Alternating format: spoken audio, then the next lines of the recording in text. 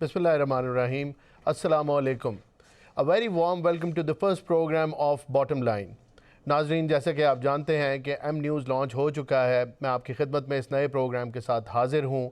इसमें हम local issues को डिस्कस करेंगे, इंटरनेशनल इश्यूज़ को डिस्कस करेंगे, पाकिस्तान की सियासत और मईशत को डिस्कस करेंगे और हर उस इशू को डिस्कस करेंगे जिससे आप इफ़ेक्ट होते हैं, जिससे एक आम पाकिस्तानी की ज़िंदगी मुतासर होती है। आज ये पहला प्रोग्राम है सीरीज़ का।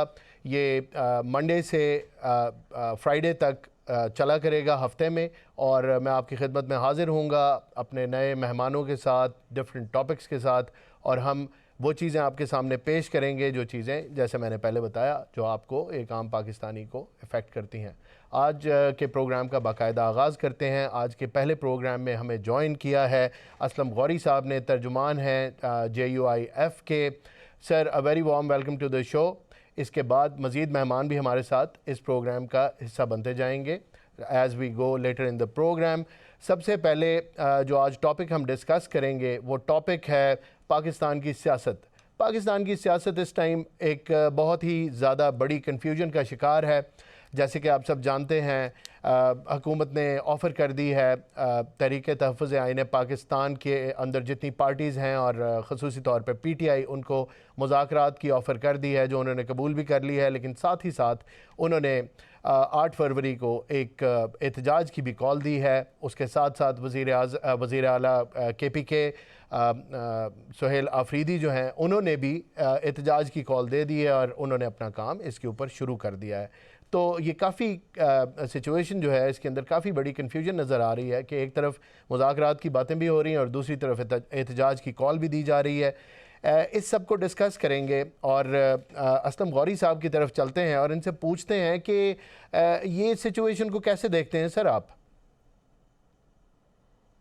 बहुत शुक्रिया आपका। और सबसे पहले तो मैं मुबारकबाद देता हूँ आपके चैनल को कि ऑन एयर हो रहा है और न्यू चैनल है, और हम दुआ करेंगे कि अल्लाह ताला इसको मज़ीद तरक्की और कामयाबी दे, और आपके शो को भी अल्लाह ताला मज़ीद तरक्की और कामयाबी दे। जी, बहुत शुक्रिया। मोहतरम दोस्त, बात सीधी सी है कि हुकूमत और अपोजिशन तो कहते हैं ना, गाड़ी के पहिए हैं, दोनों मिलकर चलना पड़ता है। और दोनों में से कोई चाहे कि मैं दूसरे को दबा लूंगा या कोई ऐसी चीज होगी, तो वो मुमकिन नहीं होता।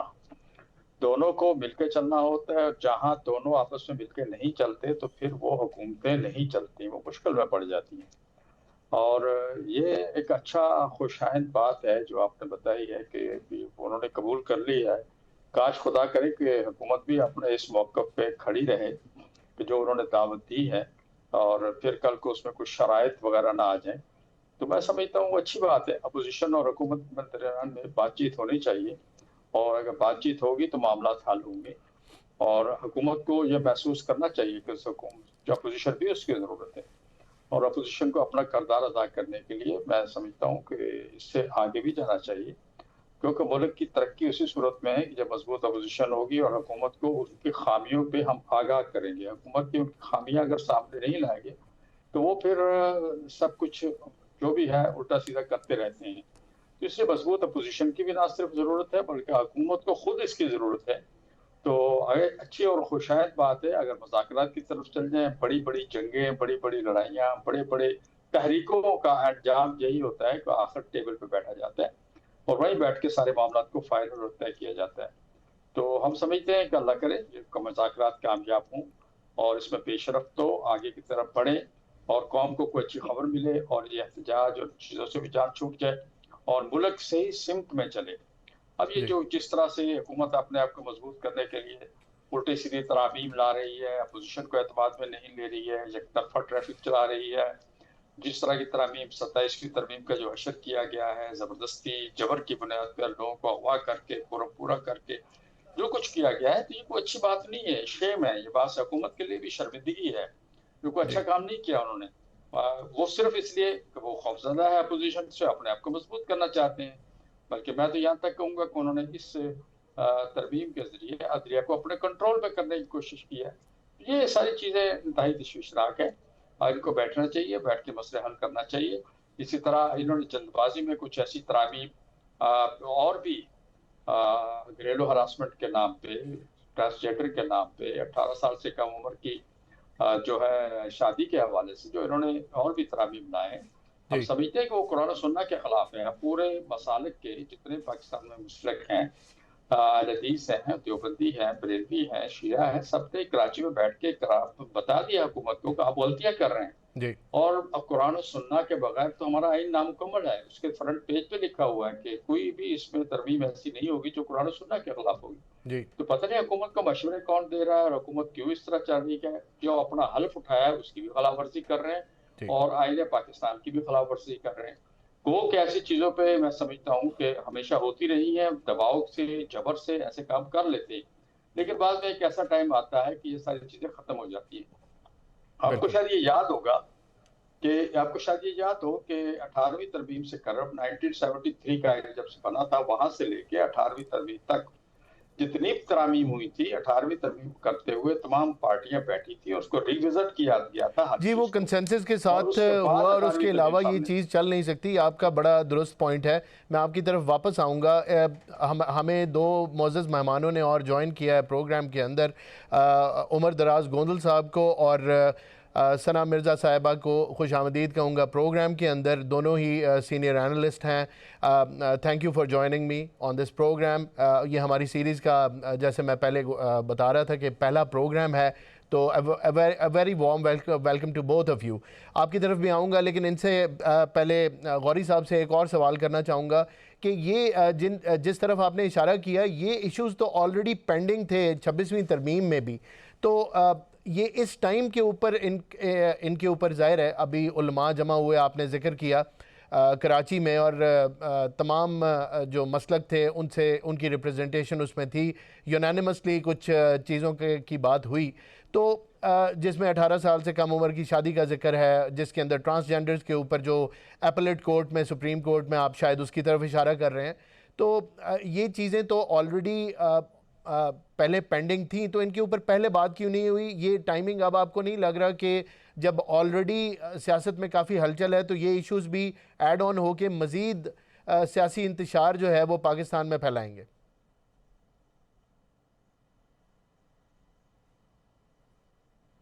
असलम गौरी साहब, आप सुन सकते हैं? जी, मैं उमर जी साहब जी, मैं सुन रहा हूँ। जी प्लीज़। मैंने समझा उनसे सवाल किया नहीं, आपने, क्या मैं जी फरमाया मेरा आपने? आपसे ही सवाल था। मैं यही पूछ रहा था कि ये तो पेंडिंग इश्यूज़ थे, ये जिनकी तरफ आपने इशारा देखिए, किया। ये जब इस तरह जी के फैसले, जी प्लीज़ बताइए। मसला ये है कि इन चीजों की फिलहाल जरूरत नहीं। जी मेरे ख्याल में हमारा राब्ता, जी जी बिल्कुल ठीक है। उमर दराज साहब की तरफ चलेंगे। काइंडली आप बताएं, ये सवाल मेरा आपने सुना। Would you like to respond to it? सवाल दोहरा दीजिएगा प्लीज। जी, सवाल ये है कि अभी बात ये हो रही थी कि पॉलिटिकल कंसेंसस होना चाहिए मुल्क के अंदर, और ये बड़ी अच्छी बात है कि पीएम ने जो है वो ऑफ़र की है कि डायलॉग के प्रोसेस के अंदर तमाम अपोजिशन जो है वो शामिल हो जाए और मामलात का कोई हल निकाला जाए। मुस्तफ़ा नवाज़ खोखर साहब ने भी बड़ी अच्छी बात की कि एक और मिसाक की तरफ हमें जाना चाहिए। तो अब बात ये हो रही थी, JUI के स्पोक्स पर्सन ये बता रहे थे कि ये सारी चीज़ें पॉजिटिव हैं, और मेरा सवाल ये था कि ये सारी चीज़ें पॉजिटिव तो हैं, लेकिन ये इस टाइम पे क्यों खुल रही हैं? क्योंकि उन्होंने इशारा किया कि 18 साल से मतलब 18 साल से कम उम्र अगर किसी की शादी हो तो वो एक मजहबी मसला है और ऐसा नहीं होना चाहिए। कानून जो पास हुआ है वो ठीक पास नहीं हुआ। इसके अलावा ट्रांसजेंडर्स के ऊपर भी एक इनके एतराज़ हैं मजहबी जमातों के, जो सुप्रीम कोर्ट की एपलेट जो है एक अदालत में लगा हुआ है केस, और वो भी इल्तवा का शिकार है। तो क्वेश्चन मैं ये कर रहा था कि ये सारी चीज़ें इस टाइम पे जब ऑलरेडी एक सियासत में कन्फ्यूजन है, तो इस टाइम पे ये इश्यूज आ रहे हैं, तो ये फर्दर कंपाउंड नहीं कर देगी सिचुएशन को ये चीज़, ये जो एतराज़ात उठ रहे हैं? और कराची की जिस उलमा की कॉन्फ्रेंस का इन्होंने जिक्र किया, उसके तनाजुर में प्लीज़ बताएं। जी थैंक यू वेरी मच, एक तो मुझे मौका देने के लिए, फिर आपको और आपके इदारे को एक नया सफर शुरू करने पे बहुत मुबारकबाद बहुत और शुक्रिया। बहुत नेक दुआएं आप लोगों के लिए। बहुत मैं शुक्रिया। पॉलिटिकल डायलॉग के ऊपर और कंसेंसस के ऊपर बात करना चाहूंगा। असल बात यह है कि इस वक्त जब प्राइम मिनिस्टर साहब ये बात कर रहे हैं कि हम मुज़ाकरात की पेशकश कर रहे हैं और तरीके तफज़े ने पाकिस्तान ने कल इसके ऊपर आमादगी का इजहार किया, इस लम्हे तक ये बहुत अच्छी बात है और इस चीज़ का सबूत है कि फ्रीकैन को इस बात का एहसास है कि कोई प्रॉब्लम एग्जिस्ट कर रही है, कोई क्राइसिस जरूर है जिसके लिए बात करनी चाहिए। अब उससे अगली बात है कि यहाँ तक तो चले हम कह लेते हैं दोनों की नेक नियति होगी, जी। लेकिन बात यह है कि ग्राउंड पे कुछ ऐसा नजर आना चाहिए जिसकी बुनियाद के ऊपर हम ये कह सकें कि ये जो मुज़ाकरात हैं ये किसी कामयाबी की तरफ जा सकते हैं या इसमें से कुछ अचीव किया जा सकता है। सच्ची बात अगर मेरे से पूछें तो मैं कुछ ज्यादा पुरुम्मीद नहीं हूँ। उसकी वजह यह है कि मैं नहीं समझता कि महमूद खान जगजई कोई काम कर सकते हैं, या मैं नहीं समझता कि शहबाज शरीफ साहब कोई ऐसा ब्रेक थ्रू कर सकते हैं। जो रियल स्टेक होल्डर्स हैं, जब तक वो खुद नहीं बैठेंगे, डायरेक्टली बात नहीं करेंगे और जो गेम के नए रूल्स हैं उनके ऊपर एक हेल्दी डिबेट नहीं होगी और सब एक एक कदम पीछे नहीं हटेंगे और इस बात को रियलाइज नहीं करेंगे कि अगर ये सिलसिला चलता रहा तो किसी के हाथ में भी कुछ नहीं आएगा, तब तक मसले का हल नहीं निकलना। इसमें स्टेक होल्डर्स कौन है? इसमें सबसे बड़ा स्टेक होल्डर जो है वो पीटीआई और इमरान खान है। इसमें दूसरा बड़ा जो स्टेक होल्डर है स्मॉल की एस्टैब्लिशमेंट है, पावरफुल क्वार्टर्स हैं। अगर कोई कहे कि वो रियलिटी नहीं है तो वो अहमको की जन्नत के अंदर रहता है। वो इस मुल्क की सबसे बड़ी हकीकत है, ज़ाहिर है स्टेट की पावर है। नंबर 3 के ऊपर मैं नवाज शरीफ साहब को ये समझता हूँ कि वो इसके अंदर एक स्टेक होल्डर हैं। बाकी अगर आप आगे बढ़ेंगे तो फिर तो आपको जरदारी साहब को बिठाना पड़ेगा, मौला साहब को भी, और तमाम जो बाकी उनके पार्टीज हैं। उनके उनके बगैर वैसे भी आप एक पॉलिटिकल कंसेंसस पे पहुंच नहीं सकते। ये कोलिशन गवर्नमेंट है और जाहिर है प्रेसिडेंट पीपीपी को रिप्रेजेंट करते हैं। आपने जिक्र किया नवाज शरीफ साहब जो है पीएमएलएन को रिप्रेजेंट करते हैं, और बिल्कुल राइटली आइडेंटिफाइड कि ये जो जितने स्टेक होल्डर्स हैं, ये स्टेक होल्डर्स जो हैं इनकी इन्वॉल्वमेंट और इनकी एक मुखलिस इन्वॉल्वमेंट फॉर पाकिस्तान, जो आपकी एक पॉलिटिक्स के अंदर जो चैलेंजेस हैं उनको डील करने के लिए इन सब की इन्वॉल्वमेंट ज़रूरी है। सना साहिबा, आपसे ये सवाल करूँगा कि ये आपको लगता है कि ये जो एफ़र्ट्स हैं ये जेन्युइन एफ़र्ट्स हैं, और एक तरफ एहतजाज की कॉल और दूसरी तरफ मुज़ाकरात की बात, ये कैसे चलेगा काम? बहुत शुक्रिया आपका। एक तो ये कि आप लोग एक नया आगाज कर रहे हैं, उस पर आपको बहुत मुबारकबाद हो। लेकिन मैं आपका सवाल नहीं समझ सकी हूँ। आपने कहा कि ये जो एफर्ट्स हो रही हैं, कौन सी एफर्ट्स की बात कर रहे हैं? एक एफर्ट्स वो है जो पाकिस्तान तहरीक इंसाफ कर रही है और एक गवर्नमेंट कर रही है। आप किस एफर्ट्स की बात कर रहे हैं? मैं गवर्नमेंट की एफर्ट्स की भी बात कर रहा हूँ और मैं पीटीआई की स्टेटमेंट की भी बात कर रहा हूँ कि एक तरफ उन्होंने एम्पावर तो किया है अचकजई साहब को और अलामा राजा नासिर अब्बास को, उनकी तरफ बार बार रेफर करते हैं, एहतजाज की कॉल भी दे रहे हैं, लेकिन एट द सेम टाइम वो भी कह रहे हैं कि हाँ बात अगर करनी है तो उनसे कर लें। तो ये मिक्स्ड किस्म के सिग्नल्स हैं। मुझे तो इसकी कुछ इतनी समझ नहीं आई, इसीलिए मैंने आपसे पूछा कि आप क्या समझती हैं, ये आपको एक जेन्युइन एफर्ट लग रही है या ये किसी पॉलिटिकल कंसेंसस पे पार्टीज पहुंचना चाहती हैं, या ये सिर्फ बयानबाजी चल रही है? अच्छा, देखिए, मेरा ख्याल है कि पाकिस्तान तहरीक इंसाफ की पॉलिटिक्स को अगर हम 100% समझ पाते तो शायद इसको हैंडल करने का तरीका भी आ जाता है। असल मसला ये है कि पाकिस्तान तहरीक इंसाफ इस वक्त बगैर लीडरशिप के रूल की जा रही है। उसकी बड़ी वजह यह है कि खान साहब जो है वो पाकिस्तान तहरीक इंसाफ के बानी चेयरमैन, वो जेल के अंदर मौजूद है, लेकिन पार्टी की जो ओनरशिप है वो लोग जो कि जेल से बाहर इस वक्त मौजूद है। बैरिस्टर गौर साहब सो कॉल्ड चेयरमैन है, सेक्रेटरी जनरल साहब जो है वो सलमान अकरम राजा साहब हैं, बगैर नोटिफिकेशन के वो अभी भी इस ओहदे के ऊपर मौजूद है। मसला ये है कि ये तमाम ओहदेदारान अभी तक अपने ओहदों के साथ इंसाफ नहीं कर सके हैं। ना तो इनकी पार्टी के अंदर रेट कायम हो सकी है और ना ही इनकी डिसीजंस को पार्टी ओन करती है। पार्टी के जो सियासी लीडरान है उन्होंने कभी भी ये जो वुकला तबका था इसको ओन नहीं किया। इनका बुनियादी मकसद ये था कि पार्टी में आने के बाद ना सिर्फ ये कि ये ओहदे समेटते, बल्कि इसके अलावा पार्टी से फवायद हासिल करते। और अब ये बात बांगे दहल पाकिस्तान तहरीक इंसाफ के सियासी कायदीन भी समझते हैं और बोलते हैं कि जो वुकला का टोला है इससे बुनियादी तौर पर अपना फायदा उठाने के साथ पार्टी के लिए कुछ खास नहीं किया। और इसकी बड़ी मिसाल ये है कि जब 26 नवंबर को हमने एहतजाजी तहरीक होते हुए देखी तो उसमें सियासी लीडरान और सियासी कारकुन पिटते रहे, लेकिन हमें वहां पर कोई वकील रहनुमा नजर नहीं आया। तो मेरा ख्याल ये कि पहले तो पाकिस्तान तहरीक इंसाफ को ये लाइन खींच लेनी चाहिए कि आया वो किसके बलबूते पे चल रही है, वुकला ग्रुप के या फिर सियासी ग्रुप के। इसी वजह से जो पॉलिटिकल कमेटी बनाई गई थी पाकिस्तान तहरीक इंसाफ की, उसको भी डिसॉल्व कर दिया गया। अब आते हैं आपके सवाल के उस हिस्से की तरफ कि एक एफर्ट्स किसके हो रहे हैं। देखिए, पीटीआई में दो ग्रुप्स हैं। एक ग्रुप वो है जो खान साहब को बाहर नहीं लाना चाहता और एक ग्रुप वो है जो खान साहब की रिहाई चाहता है। अब जो ग्रुप खान साहब की रिहाई चाहता है उसमें से एक बड़ा तबका अभी भी जेल के अंदर मौजूद है और वो है जो कि बातचीत करना चाहता है, जो चाहता है कि मुज़ाकरात होने चाहिए। लेकिन अब मसला यह है कि वो पार्टी के लोग जो कि इस वक्त बाहर हैं, जिनकी सियासत सिर्फ खान साहब के कंधों पे चल रही है, वो कभी भी नहीं चाहेंगे कि खान साहब बाहर आए, क्योंकि खान साहब ने बाहर आने के बाद पार्टी में जो शफाफियत या कैथारसिस करना है, उसमें बहुत से लोग छांटी होकर बाहर निकाल दिए जाएंगे। अब असल मसला ये है कि अगर पाकिस्तान तहरीक इंसाफ के वो लोग इस बात के ऊपर यकसू होते हैं कि मुज़ाकरा करें, तो इसके लिए दो ग्रुप्स को कन्विंस करना पड़ेगा। एक ग्रुप वो है जो कि खान साहब और उनकी बहनों का है, क्योंकि खान साहब जो कहते हैं उसी को आगे उनकी बहनों के थ्रू पोर्ट्रे किया जाता है, और वो है जो मुज़ाकरात का हामी नहीं है। दूसरा ग्रुप वो है जो कि पाकिस्तान तहरीक इंसाफ के अंदर मौजूद है और जो चाहता है कि ये इंतशारी सियासत रहे। इसमें से कुछ लोगों को कुछ अरसे पहले मुख्तलिफ केसेस में ना करके पार्लियामेंट से निकाल भी दिया गया है।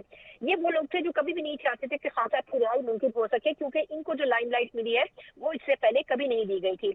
लेकिन एक ग्रुप ऐसा भी है जो कि इस वक्त पार्टी के अंदर मौजूद नहीं है, लेकिन वो ये चाहता है कि मसला हल हो, जिसमें फवाद चौधरी साहब और इसमें इमरान इस्माइल साहब जैसी शख्सियात हैं, और ये लोग इस वक्त प्रोएक्टिवली काम कर रहे हैं। ये किसकी रवा पर कर रहे हैं इसके ऊपर डिबेट हो सकती है, लेकिन इवेंचुअली इस पार्टी को कहीं ना कहीं आके मुज़ाकरात के लिए कन्विंस होना पड़ेगा। दूसरा, मुस्लिम लीग नून के पास भी कोई खास चॉइस नहीं है। अगर वो इस ऑपोजिशन को माइनस कर देंगे तो ये जो डेमोक्रेटिक सो कॉल्ड सिस्टम है, इसको आप कैसे रूल करेंगे जब आपके पास ऑपोजिशन नहीं होगी। दो अमेंडमेंट्स का भी गुफ्तगू में जिक्र किया, 26वीं और 27वीं तरमीम। मेरा सवाल यह है कि इसमें अपोजिशन लीडर कहाँ थे, इसमें सेनेट की जो अपोजिशन के मेंबर थे वो कहाँ थे। जब वही तो अहम तरीन पोस्टों के ऊपर लोग मौजूद नहीं थे, तो आपने अमेंडमेंट्स कैसे पास करवा दी, उनकी आईनी और कानूनी हैसियत क्या है।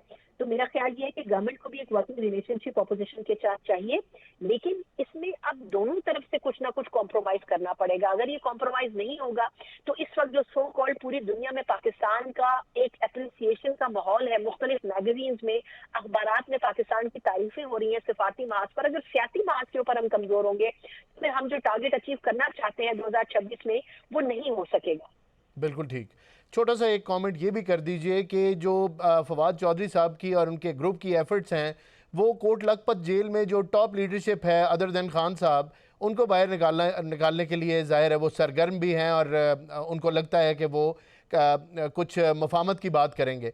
उनको अगर बाहर निकाल भी लिया जाए तो जो अडयाला के अंदर कैदी हैं, क्या वो इस मफामत की बात की तरफ आएंगे? इस पे आपका पर्सनल कमेंट छोटा सा मुझे दे दीजिए, फिर मैं आगे मूव ऑन करूंगा।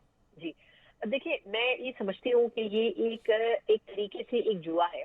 खान साहब हो सकता है कन्विंस हो जाए, खान साहब हो सकता है कन्विंस ना हो। फवाद चौधरी साहब ने एक बड़ा अच्छा स्टेटमेंट दिया था, उन्होंने कहा था शाह महमूद कुरैशी साहब अगर बाहर आ भी गए, और मेरे ही प्रोग्राम में उन्होंने दिया था, तो उन्होंने कहा कि अगर वो मुज़ाकरात की बात करेंगे तो हो सकता है किसी दिन उनके ऊपर भी गद्दार का टैग लगा दिया जाए। तो ये बात किसी हद तक दुरुस्त है, शायद कुछ अर्से पहले लगा भी था जी। हाँ एग्जैक्टली, तो हो सकता है, बस मैं इसको कंक्लूड कर दूंगी कि हो सकता है कि वो ये बात करे, लेकिन उसको पार्टी या सोशल मीडिया जो पीटीआई का है वो इतना ट्रोल करे कि वो बैकफुट पर चले जाए। और अगर खान साहब को कन्विंस कर लेते हैं तो मेरे ख्याल है इसमें कोई मुज़ायका नहीं होगा। पार्टी के सर्वाइवल के लिए तो ये बहुत जरूरी है। जी, थैंक यू। असलम गौरी साहब, ये बताएं कि ये जो सारी एफर्ट्स हो रही हैं और जो बात हम कर रहे थे, आपको क्या लगता है कि जो अचकज़ई साहब कह रहे हैं कि मैं खान साहब को मना लूँगा और अगर चीज़ें राइट डायरेक्शन में गई तो मैं उनसे एक साइन ले लूँगा, आपको क्या लगता है ये कितना ये आसान होगा उनके लिए, या जो कह रहे हैं वो कर पाएंगे या नहीं कर पाएंगे? देखिए, मैं समझता हूँ कि सना मिर्जा साहब ने बहुत से हकायक से पर्दा उठा दिया है, हकीकत तो यही है। लेकिन दूसरी तरफ सुनकर मैं ये बिल्कुल आपको जो बात है वो बिल्कुल आप दुरुस्त फरमा रहे हैं कि हमने तकरीबन कोई 6 हफ्ते 26वीं तरमीम पे इनके साथ बैठ के तरमीम बनाई और एक एक कॉमा और फुल स्टॉप इनके मशवरे से किया। ये सारी क़यादत जो इस वक्त क़यादत है, सारी की सारी हमारे साथ रही। मैं उन मीटिंगों का हिस्सा रहा हूँ, बैरिस्टर गौहर हूँ, सलमान अकबर राजा हूँ, अहमद खान साहब हूँ या अली जफर हूँ, जितने भी थे अपोजिशन लीडर थे, तो ये सब के सब हजरात हमारे साथ बैठते रहे, उठते रहे 6 हफ्ते। तो 6 हफ्ते बाद जब सब कुछ कंप्लीट हो गया तो फिर कहा हमने खान साहब से अप्रूवल ले लिए। अब खान साहब से अप्रूवल के लिए जब हमने इनको टाइम लेके दिया और खान साहब के अप्रूवल के लिए ये गए हैं और टाइम भी हमने लेके दिया, हुकूमत इनको मुलाकात की इजाजत नहीं दे रही थी, पूरा वफद किया, वहाँ मिला है, उन्होंने अप्रूवल नहीं दी। जब अप्रूवल नहीं दी तो ये वापस आ गए और उन्होंने आके हमें कहा कि जी हम तो खान साहब को चूंकि सहूलतें सही नहीं मिल रही है वहाँ जेल मैनुअल के मुताबिक, इसलिए हम मजबूर हैं, हम इसको वोट नहीं देंगे। फिर हम दोनों पार्टियों ने कहा कि ठीक है जी, आप तो वोट ना दें, फिर हम वोट दे दें। तो ये हमने तय कर लिया, आपने वोट देना है और हमने वोट नहीं देना है। तो मैं कहने की बात जो अर्ज करना चाह रहा था वो ये था कि हमने 5-6 हफ्ते जो बैठ के जो प्रोसेस किया है, ये सब कुछ हम करते रहे, किसके लिए? आखिर तो इनको अप्रूवल तो वहीं से लेनी पड़ी और वहां से अप्रूवल नहीं मिली तो आज वो सारे के सारे वही लोग जो कल मेरे साथ बैठ के सब ये चीजें तय करते रहे, फार्मूले बनाते रहे, सारे तरमीम को का ड्राफ्ट फाइनल करते रहे, आज वो सब कह रहे हैं 26वीं तुरीन बहुत बुरी है, इसलिए कि वहां से अप्रूवल नहीं है। असल मसला है खान साहब की अप्रूवल का। जब सर तक वहां से उसी अप्रूवल नहीं तरफ आएगी, मैं मैंडेट आना वहां चाहता से हूं नहीं और आएगी। वही मैं सवाल आपसे पूछना चाहता हूं आपके तजर्बे की रोशनी में कि खान साहब की अप्रूवल, इसमें कोई शक नहीं है कि वो ज़रूरी है, वो पार्टी हेड हैं और पीटीआई उन्हीं की तरफ देखेगी और उन्हीं से गाइडेंस लेगी, लेकिन उनकी अप्रूवल इस प्रोसेस के अंदर एक बड़ा वाइटल किस्म का रोल रखती है और सारी की सारी चीज़ें आके वहीं पे रुक जाती हैं जब तमाम स्टेक होल्डर ये कहते हैं कि अब ऐसा होगा, जब उनसे पूछेंगे तो कैसा होगा। तो इसके ऊपर आप क्या समझते हैं कि क्या ये वो वक्त है, क्या पीटीआई को ये समझ आ गई है कि इन्होंने अगर पाकिस्तान में सियासत में आगे मूव करना है तो लड़ाई झगड़ा करके नहीं कर सकते और इनको पॉलिटिकल कंसेंसस की तरफ, डायलॉग की तरफ जाना पड़ेगा? तो ये बाकी पार्टी की तरफ से तो ये सिग्नल आ रहा है, लेकिन क्या ये सिग्नल बानी पीटीआई भी इसको, इस सिग्नल को कैच करेंगे या वो अपनी जो रवायती सियासत का अंदाज़ है जो जाहिर है कि थोड़ा हार्ड लाइन लेते हैं, वो उस पर ही रहेंगे? इसके ऊपर छोटा सा कमेंट करें, फिर मैं यही सवाल जो है वो मैं उमर दराज साहब से भी करता हूं, आप इसके ऊपर छोटा सा कमेंट कर दें। देखिए, एक लंबे अरसे से खान साहब जेल में पड़े हुए हैं, एक लंबे अरसे से उनके पास कोई ऐसी सहूलियात नहीं है कि बाहर की दुनिया के बारे में, वो बाहर की सियासत के बारे में या बाहर की दुनिया के बारे में इतना जान सके। अब जिसको वहां मिलने के लिए, मुलाकात के लिए टाइम दिया जाता है, वो सावधान हुकूमत अपनी चाहत के मुताबिक लोगों को मिलवाती है, लिस्ट कोई होती है, अंदर कोई और लोग जाते हैं, फिर जो अंदर जाता है वो बाहर की सूरत बताते हैं, उससे अपना माइंड मेकअप करते हैं। प्रॉब्लम सबसे बड़ा ये है। अब फिर एक आदमी गया, उसने अपने अंदाज में उनको ब्रीफ किया, दूसरा गया दूसरे अंदाज में ब्रीफ किया, तो नतीजा ये निकलता है कि आपस में, चूंकि पार्टी में ग्रुपिंग भी है जिसमें इन्होंने वाज़ेह तौर पे भी कहा आपको, तो एक ग्रुप दूसरे के खिलाफ, दूसरा ग्रुप उसके खिलाफ, इस तरह की जब अंदर कैफियत होती है तो फिर फैसले फिर इसी तरह के आते हैं जी। मैं समझता हूँ कि महमूद खान साहब की बड़ी अच्छी एफर्ट्स हैं, वो जो करने जा रहे हैं बहुत अच्छा है, लेकिन मुझे खुदा करे कि वो इसमें कामयाब हो। मुझे ये नजर आ रहा है कि शायद वो उनको वो मैंडेट ना मिल सके जिसकी वो कोशिश कर रहे हैं और हासिल करना चाहते सर हैं। इसमें और अगर mandate नहीं होगा JUIF तो किधर खड़ी हुई है इस पूरे प्रोसेस के अंदर? आपकी जमात कहाँ पे खड़ी है? देखिए, हम तो अपोजिशन में पहले दिन से, डे वन से हैं, आज भी इनके साथ हैं, खड़े हुए हैं, लेकिन मसला वही है कि जब आपके और हमारे दरमियान में ये मसाइल होंगे कि हम तमाश का फुकदान होगा और एक चीज आप तय मकसद बैठ के करेंगे और फिर बाद में उससे फिर जाएंगे तो फिर आगे चलना मुश्किल हो जाता है इकट्ठे। हमारा प्रॉब्लम सिर्फ ये है, चूंकि हमने तो इनके साथ बैठे हैं और सारे अगले पिछले इख्तलाफात, आपको पता है किस हद तक हमारे दरमियान में फासले थे, उनको हमने कम किया और कम करके हम बैठे हैं। उस बैठने के बाद भी फिर जब ये सब कुछ होने के बाद फिर हमारे साथ एक ज्वाइंट प्रेस कॉन्फ्रेंस करने के बाद भी ये कहा जी बहुत अच्छा किया आपने, सब कुछ मारने के बाद फिर एकदम उससे फिर जाना, तो फिर हम कैसे इनके साथ चल सकते हैं? जी, इसमें ट्रस्ट डेफिसिट यकीनन बिल्कुल होगा। जी, दूसरी बात मैं ये भी कहूँ कि हम इनके साथ चल रहे हैं पिछले 1-1.5 साल से, अपोजिशन में बैठे हुए हैं। अपोजिशन लीडर इनका है, चाहे पहले कौन था आज कौन है, ये एक अलग मैटर है। बात यह कि इन्होंने किसी एक मसले पे भी हमें एतमाद में लिया। बड़ी पार्टी है ना, अपोजिशन लीडर इनका है, हमने कभी इनके रास्ते में कोई रुकावट बनाई है तो ये बताया कि फलां टाइम पे JUI ने हमारे लिए ये रुकावट पैदा की। हमने इनकी सहूलतकारी तो की है, लेकिन रुकावट इनके लिए कभी पैदा नहीं की। हमने 26वीं तरमीम में हमने इनकी सहूलतकारी की, हुकूमत इनको एतमाद में नहीं ले रही थी। तो मैं ये समझता हूँ कि PTI के अंदर के मामला जब तक फाइनल नहीं होंगे, ना अपोजिशन में तोड़ हो सकेगी, ना ये किसी मुज़ाकरात, किसी करवट बैठ सकेगी। जी ठीक, थैंक यू। उमर दराज साहब, आपने गुफ्तगू सुनी दोनों पार्टिसिपेंट्स की, मेरा सवाल भी आपने सुना। ये कितना ज़रूरी है इस टाइम पाकिस्तान के लिए कि एक पॉलिटिकल कंसेंसस हो?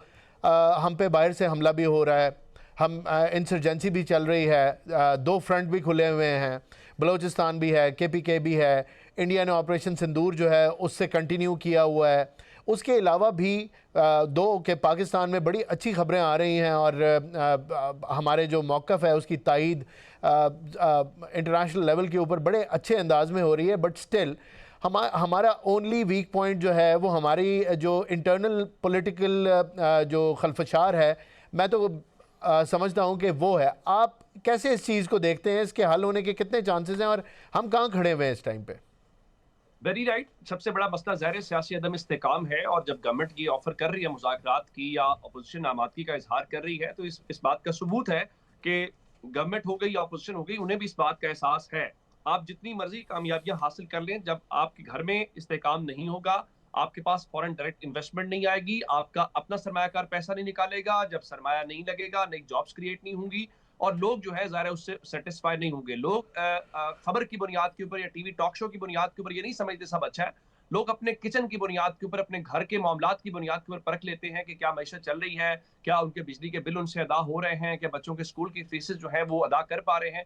तो ज़ाहिर है इस सब का ताल्लुक जो है वो सियासी इस्तेहकाम से है। जब सियासी इस्तेहकाम होगा तो बाहर बैठा हुआ सरमायाकार यहाँ पे इन्वेस्टमेंट करेगा या अपने मुल्क का सरमायाकार करेगा। ये इन सबको एहसास भी है और ये समझना भी चाहिए। जब आप इस तरह से इस क्योस के अंदर रहेंगे, इस क्राइसिस के अंदर रहेंगे, तो कितना अरसा आप सर्वाइव करेंगे। आप एज ए ऑपोजिशन भी, ज़ाहिर है आपका भी वोटर या सपोर्टर है वो थक जाएगा। वो भी चाहता है कि किसी तरह मसले का हल निकले और कोई आगे बढ़े। इस तरह से गवर्नमेंट है, ये गवर्नमेंट के लिए भी ठीक नहीं होता। हर गवर्नमेंट की कोशिश होती है कि वो टेम्परेचर को कूल डाउन करें और उनको करना भी चाहिए, क्योंकि जितना ऑपोजिशन का काम होता है हमेशा से वो कोई ना कोई क्योस या कोई ना कोई शोर शराबा करते रहते हैं। लेकिन ये गवर्नमेंट्स होती हैं जो आगे बढ़ती हैं, एक कदम आगे बढ़ के वो उस टेम्परेचर को कूल डाउन करने की कोशिश करते हैं या एहसास दिलाती हैं कि नहीं, आए मिलकर काम करें। चलिए अतमाम हुज्जत के लिए ही सही, अगर दोनों अतराफ से कोशिश हुई है तो होपफुल रहना चाहिए कि शायद किसमें से हल निकल आए, क्योंकि मेरा पॉइंट तो ये है कि जब तक रियल स्टेक होल्डर्स नहीं बैठेंगे मसले का हल नहीं निकलना। लेकिन चलिए एक आगाज तो कहीं से हुआ है, कहीं ये एहसास तो पैदा हुआ है कि हमें बात करनी है और बात करने का एहसास ज्यादा जरूरी है।